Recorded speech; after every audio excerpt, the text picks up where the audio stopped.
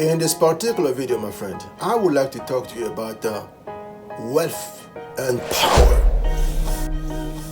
How wealth can actually give you access to a tremendous amount of power. Before you can start salivating and believe that I'm going to be talking about how you can use wealth to abuse other people, let me just say that it's going to be a totally different approach that you do not want to miss. Alright?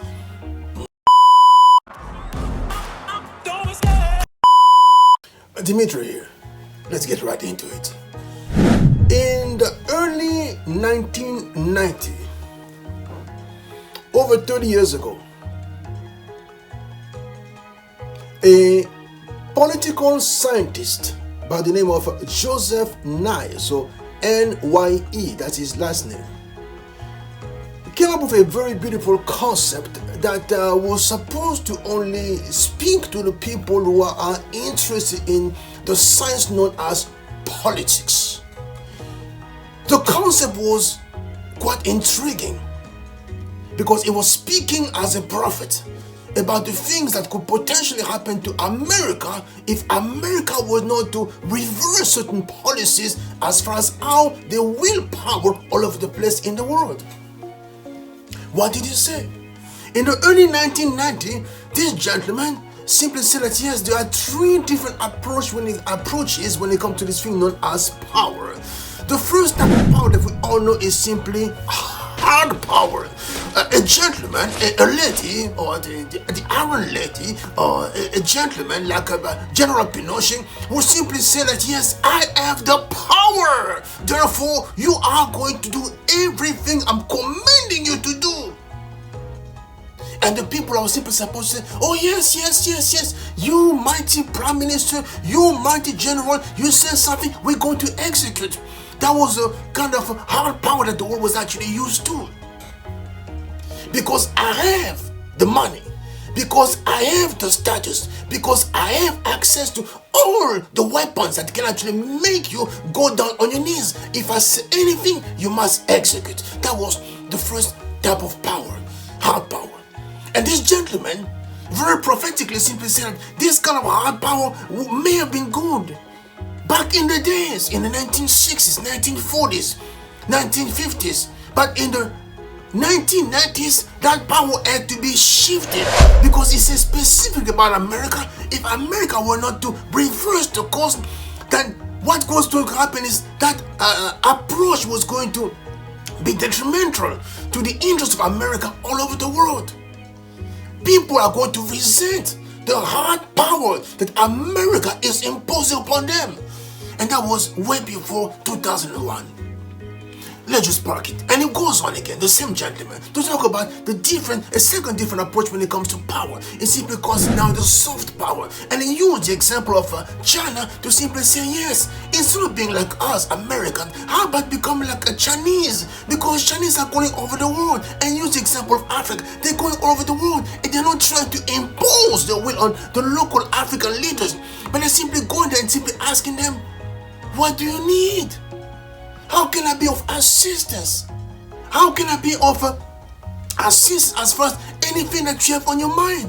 How can I help you achieve anything? They were being actually the soft approach to power. They were using the soft power to actually get into the bedrooms and the boardrooms of all the leaders in Africa and all around the world.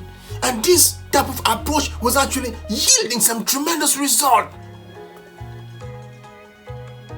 That was the second approach. And he goes on now to simply say, yes, above all things. So if you use only hard approach, that's not good. If you use only hard power, that's not good.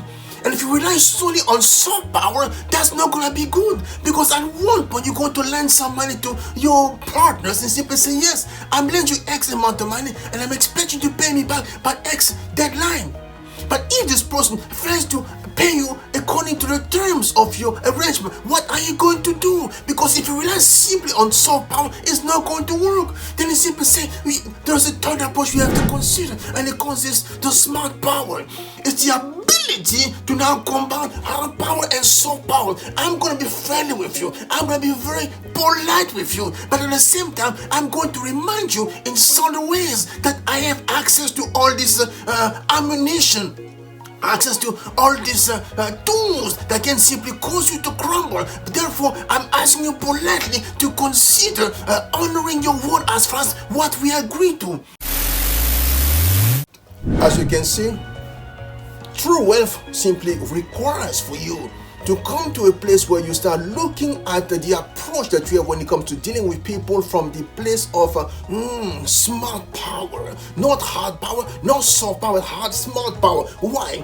Because when you go into the boardroom, when you go into the meeting with the shareholders, when you go to the meeting with the directors or the board of directors, when you go to the meeting with the management team or the employees, or when you go to simply a meeting, town hall meeting with the people representing the market that you are called to serve, if you decide to yourself that I'm only going to rely on hard power, very quickly you're going to alienate a big group of people. And if you decide to simply go by soft power, you're going to seem too soft as far as most people are concerned. But the smart way to actually exercise your power as a leader is to simply go by the third route, which is simply smart power. Yes, be polite, be nice to people, be soft with people, but from time to time only rely on certain subtle reminders about your ability to do certain things to cause people to simply fall back in line. And when you do that, my friend, slowly but surely you're going to simply bring more people around yourself and rally them to around your vision to find a way to simply help you